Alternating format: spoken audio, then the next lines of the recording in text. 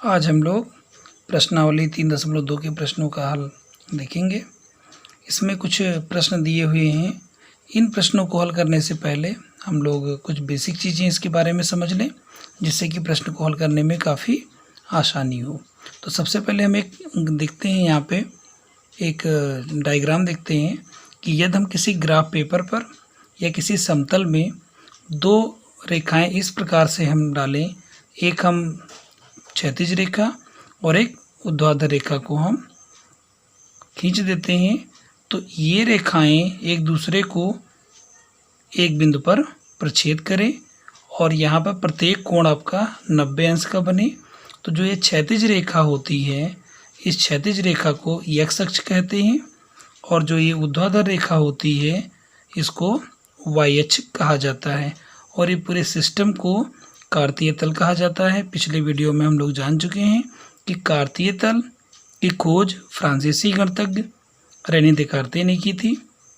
जो हमारा एक कार्तीय तल है ये 4 भागों में बढ़ जाता है। पहला भाग हमारा ये होता है जिसको हम प्रथम चतुर्थांश कहते हैं, इसको द्वितीय चतुर्थांश कहते हैं, इसको तृतीय चतुर्थांश कहते हैं और ये हमारा होता है चतुर्थ चतुर्थांश होता है।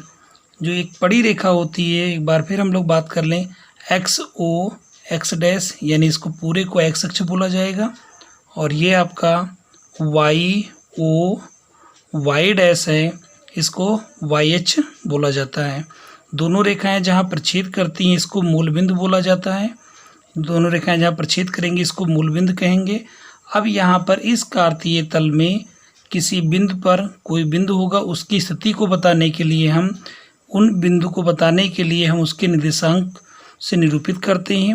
अब निर्देशांक क्या होता है, आप जानते हैं कि किसी भी बिंदु को जो आपका 2 डायमेंशन होता है, द्विविमीय होता है, उसकी स्थिति को बताने के लिए हमें भुज और कोट की आवश्यकता होती है। यानी हमें भुज और कोट चाहिए, तो भुज कॉमा कोट अगर लिख दिया जाए एक ब्रैकेट के अंदर तो उसे हम निर्देशांक कहते हैं 2 डायमेंशन में।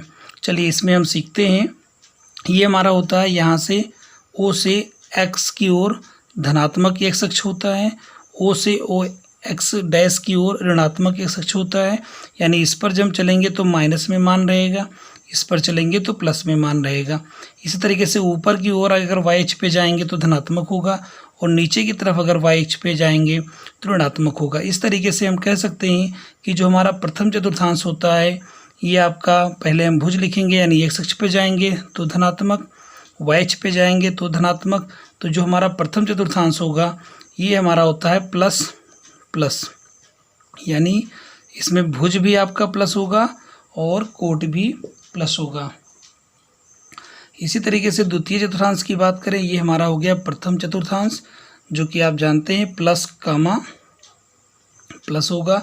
यानी इसमें जितनी भी बिंदुएं होंगी उनके निर्देशांक दोनों के दोनों भुज और कोट धनात्मक होंगे। अब हम द्वितीय चतुर्थांश की बात करें, ये हमारा द्वितीय चतुर्थांश है।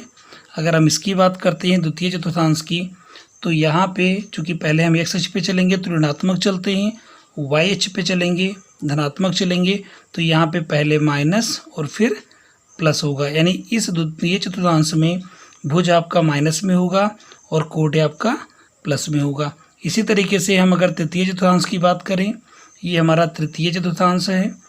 इसमें इस पे हम जाएंगे तो ऋणात्मक, नीचे आएंगे तो ऋणात्मक, इसका मतलब ये दोनों के दोनों आपके माइनस माइनस में होंगे।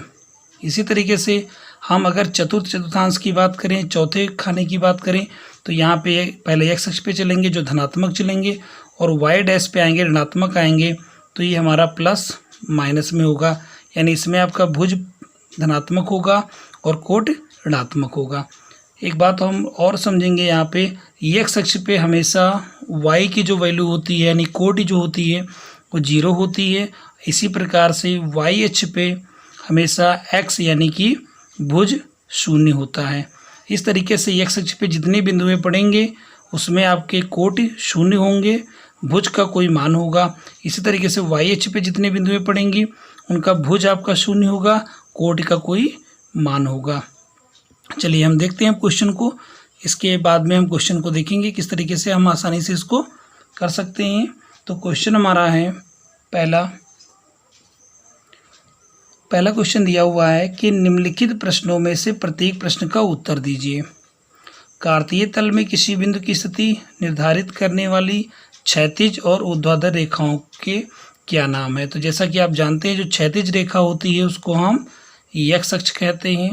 तो यहाँ पे हमारा उत्तर हो जाएगा एक्स अक्ष, और जो ऊर्ध्वाधर रेखा होती है उसको हम वाई अक्ष कहते हैं, जैसा कि अभी हम लोग बात कर चुके हैं। तो इसका आंसर आपका हो जाएगा क्षैतिज रेखा को एक्स अक्ष और ऊर्ध्वाधर रेखा को वाई अक्ष कहा जाता है। चलिए देखते हैं अगला क्वेश्चन नंबर 2 है, इन दो रेखाओं से बने तल के प्रत्येक भाग के नाम बताइए।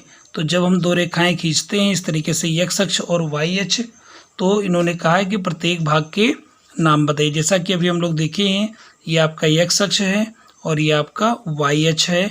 तो जो जितने भाग बनते हैं तो 1 भाग 2 3 4 4 भाग बनते हैं, इनके नाम लिखने हैं। तो पहले भाग को हम बोलेंगे प्रथम चतुर्थांश, दूसरे भाग को हम बोलेंगे द्वितीय चतुर्थांश, तृतीय भाग को बोलेंगे हम तृतीय चतुर्थांश, और चतुर्थ भाग को बोलेंगे चतुर्थ चतुर्थांश।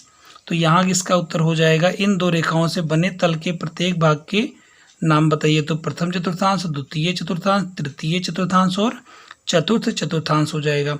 उस बिंदु का नाम बताइए जहाँ ये दो रेखाएं प्रच्छेदित होती हैं, यानी दोनों रेखाएं जहाँ पे प्रच्छेदित होती हैं। तो अभी हम लोग बात कर चुके हैं कि हमारा एक्स अक्ष और वाई अक्ष जहाँ पे प्रच्छेद करता है इसको हम मूल बिंदु कहते हैं, इसको हम लिखते हैं मूल बिंदु। तो इसका आंसर हो जाएगा मूल बिंदु।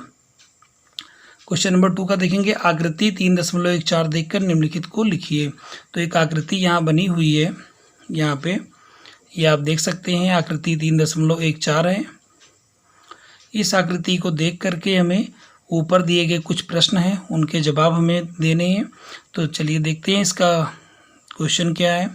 तो क्वेश्चन इनका है कि बी के निर्देशांक बताइए, यानी बी के निर्देशांक बताने हैं, सी के निर्देशांक बताने हैं। तो सबसे पहले हम यहाँ चित्र पे देखेंगे तो बी का निर्देशांक कैसे हम ज्ञात करेंगे। तो इससे पहले हम देख लें बी हमारा बिंदु है कहाँ पे।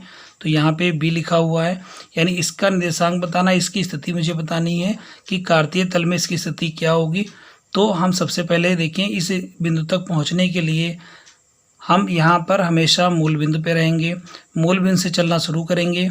जब भी हम किसी बिंदु की स्थिति ज्ञात करेंगे तो हम सबसे पहले मूल बिंदु से ही चलना शुरू करेंगे। तो मूल बिंदु से चलेंगे, पहले हम एक्स अक्ष पे चलेंगे हमेशा, फिर हम वाई अक्ष पे चलेंगे। तो एक्स अक्ष पे इस बिंदु तक मुझे चलना है, तो पहले हम एक्स अक्ष पे चलेंगे तो -1 -2 -3 -4 -5 यहाँ तक पहुँच चुके हैं। अब मुझे ऊपर यानी वाई अक्ष पे चलना है। तो यहाँ पर चलने के लिए देखिए आप 1 और 2, यानी यहाँ पे 1 होगा फिर ये 2 होगा। तो इस बिंदु का जो निर्देशांक हो जाएगा वो इस पर हम -5 आए हैं और ऊपर हम 2 गए हैं। तो ये हो गया -5, 2। तो इस बिंदु की स्थिति हो गई, यानी निर्देशांक हो गया। तो बी का निर्देशांक पूछ रहे थे, सी का भी पूछ रहे, तो इसी समय हम सी का भी निर्देशांक देख लें। सी बिंदु हमारा कहाँ पे है, यहाँ पे सी बिंदु है। इसकी स्थिति के निर्देशांक बताने के लिए हमें पहले फिर मूल बिंदु पे पहुँचेंगे। यहाँ से हम एक्स अक्ष पे चलेंगे तो 1 2 3 4 5 यहाँ पर पहुँचे। अब हम वाई अक्ष पे जाएंगे तो वाई अक्ष मुझे नीचे आना पड़ेगा जो कि माइनस में है। तो -1 -2 -3 -4 -5, यानी यहाँ तक पहुँचने के लिए, यहाँ से यहाँ तक पहुँचने के लिए हमें 5 खाने नीचे आने होंगे जो कि माइनस में होंगे। इसीलिए पहले हम इस पर 5 प्लस में गए हैं और ये माइनस में। तो 5, -5। आप पहले भी जानते हैं कि ये चतुर्थ चतुर्थांश में क्या होता है कि भुज आपका धनात्मक होगा और कोट ऋणात्मक होगा। तो ये प्लस में है और ये माइनस में। इसी तरीके से ये आपका माइनस में होगा और ये प्लस में होगा। अगला क्वेश्चन देखते हैं। इसमें अगला क्वेश्चन दिया हुआ है कि निर्देशांक -3 -5 द्वारा पहचाना गया बिंदु कौन सा होगा। तो हम इस चित्र में देखेंगे कि -3 -5 हमारा है कहाँ पे। तो -3 -5 यहाँ पे देखें तो मूल बिंदु से हम -3 चलेंगे, यानी हम जाएंगे एक्स अक्ष पे, वो भी ऋणात्मक दिशा में। तो 1 -1 -2 -3 और फिर -5। -5 का मतलब हम नीचे की तरफ जाएंगे तो यहाँ -1 -2 -3 -4 -5, यानी हम ई बिंदु पर पहुँच गए। तो ई बिंदु का निर्देशांक ही उन्होंने कहा था कि ये -3 -5 है।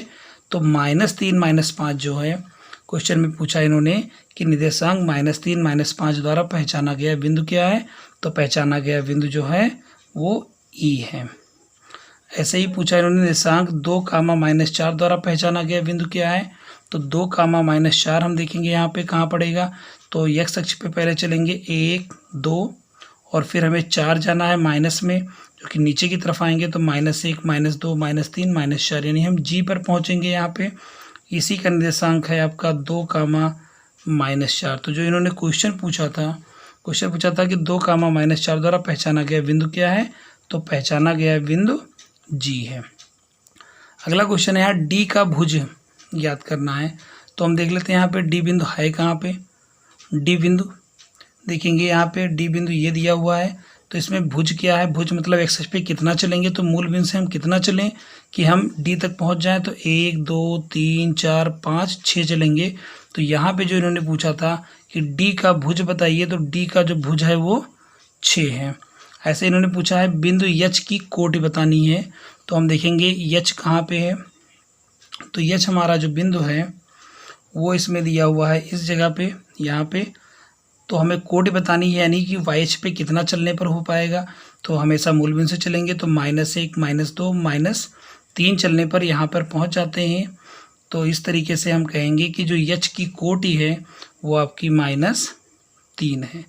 बिंदु यल के निर्देशांक बताने हैं, तो बिंदु यल का निर्देशांक क्या होगा, तो हम देखेंगे कि यल बिंदु हमारा है कहाँ पे, तो बिंदु यल जो हमारा है वो यहाँ पे दिया हुआ है इस जगह पे। इसका निर्देशांक क्या होगा, इसका निर्देशांक मुझे बताना है, तो हम मूल बिंदु पे रहेंगे। यहाँ से मुझे एक्स अक्ष पे नहीं चलना है अर्थात 0 है। और आप जानते हैं कि वाई अक्ष पे हम लोग पहले भी बात कर चुके हैं कि वाई अक्ष पे जो भुज होता है वो 0 होता है। कोट यहाँ पे देखें तो 1, 2, 3, 4, 5 यानी कि ये हो गया आपका भुज 0 और कोट हो गया 5, तो 0, 5 यानी कि बिंदु एल का जो निर्देशांक है वो हो गया आपका 0, 5। इसी तरीके से हम देखेंगे कि यम के निर्देशांक क्या होंगे, तो हम चित्र में देखते हैं यम बिंदु है कहाँ पे, ये दिया हुआ है यम बिंदु। यहाँ पे इस मूल बिंदु से चलना शुरू करेंगे तो पहले हम एक्स अक्ष पे चलेंगे तो -1, -2, -3 और हमें वाई अक्ष पे नहीं चलना है अर्थात 0 होगा, क्योंकि आप जानते हैं कि एक्स अक्ष पे कोटि 0 होता है। इस तरीके से पहले भुज आपका -3 और कोटि आपकी 0, तो -3, 0, तो ये इसका निर्देशांक हो जाएगा -3, 0।